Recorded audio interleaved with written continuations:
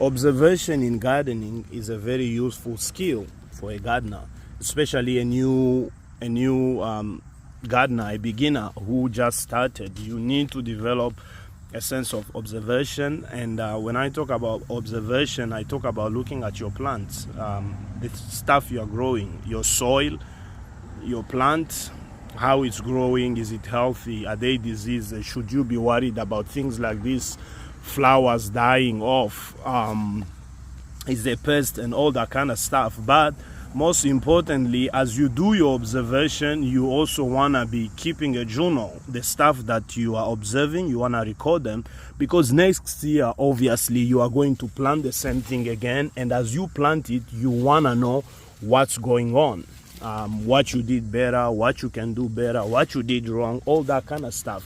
And the best time to do this kind of observation is when you are in your garden, like in the morning when you are weeding, watering, early morning or late afternoon, late evening.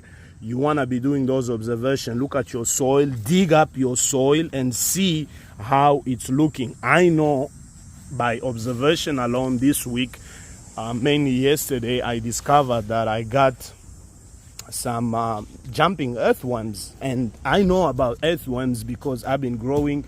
I've done vermicomposting before with different kind of worms, and I know by observation that whenever I see something unusual, I begin to look at it. So I saw something that looked like that, these huge coffee ground looking granules, and I say to myself, these must be coming from earthworms, but what kind? So I began digging, and sure enough, I found out that I have jumping earthworms. And as a gardener, I had to do some research. I had to dig it up and search what is happening, and I found out that these are invasive worms in different parts of the US, where they came from and all that. Now, the worms are not eating my plant, but they are unhealthy for the life of the soil.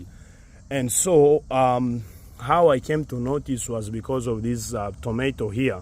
When I first planted it, when it had grown, after a month, I noticed that the leaf had curled up, like they were curling up, and I was like, this is unusual. Maybe it could be because of the ash, the wood ash from the fireplace that I put down here for the tomatoes that are causing it. Maybe I put too much of it. And sure enough, it wasn't that, because when I began to dig, I saw that there was a heavy population of jumping worms that was living on this particular area, and that's what was causing my